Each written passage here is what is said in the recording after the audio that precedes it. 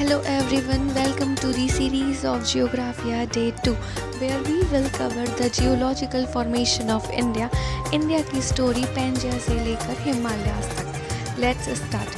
Around 225 million years ago जब सब continents एक ही सुपर कॉन्टिनेंट के पार्ट थे दैट इज़ पैंजिया जिसे पैंथलासा ओशन सराउंड करता था और फिर स्टार्ट हुई continental drifting around 200 million years अगो जहाँ पे जो पैंजिया का नॉर्थ पार्ट था वो लॉरेशिया कहा गया जिसमें नॉर्थ अमेरिका, यूरोप और एशिया आए और जो सदर्न पार्ट था जिसे गोंडवाना कहा गया उसमें इंडिया, अफ्रीका, ऑस्ट्रेलिया, एंटार्क्टिका और साउथ अमेरिका आए.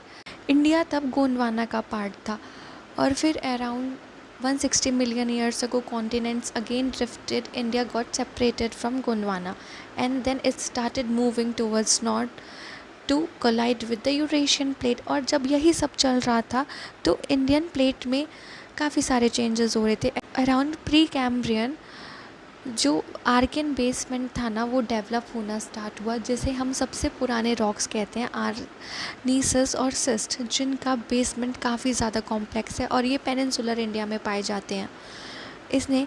इन्हें one of the hardest rock कहा जाता है. बहुत ज़्यादा स्टेबल रहते हैं और यहाँ पे अर्थक्वेक के चांसेस बहुत कम होते हैं और ये इकोनॉमिकली भी काफ़ी ज़्यादा वैल्यूएबल है क्योंकि यहाँ पे quality of iron core, gold, manganese काफ़ी ज़्यादा हाई होती है जिस वजह से कर्नाटका में ये काफ़ी ज़्यादा अबंडेंट माने जाते हैं.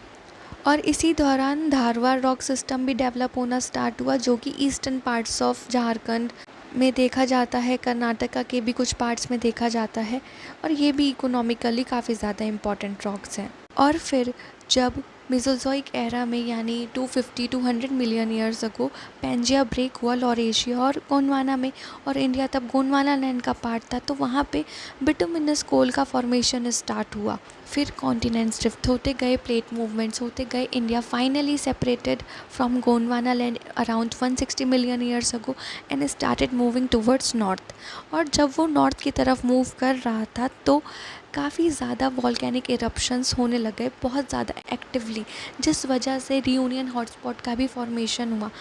और इंडिया का जो वेस्टर्न पार्ट है वहाँ पे large amount of lava accumulate होना स्टार्ट हुआ और जब वो कूल डाउन हुआ तो वहाँ पे सॉलिड रॉक के फॉर्म में हुआ जिसमें बहुत ज़्यादा फेरस मिनरल्स हैं और जब वो रॉक टूटा तो वहाँ पे ब्लैक सॉइल फाउंड हुई जिसमें कि सिलिकेट्स पाए जाते हैं और इसी लावा एक्यूमुलेशन को कहा गया डेक्कन ट्रैप. फिर around 40 to 50 million years ago tertiary period में जब इंडियन प्लेट फाइनली कोलाइड हुई यूरेशियन प्लेट से तेथिस सागर क्लोज हो गया और हिमालयाज़ का फॉर्मेशन हुआ. इसीलिए हिमालयाज़ को यंग फोल्ड माउंटेन्स कहा जाता है. फिर around 1.8 million years ago finally plains started forming.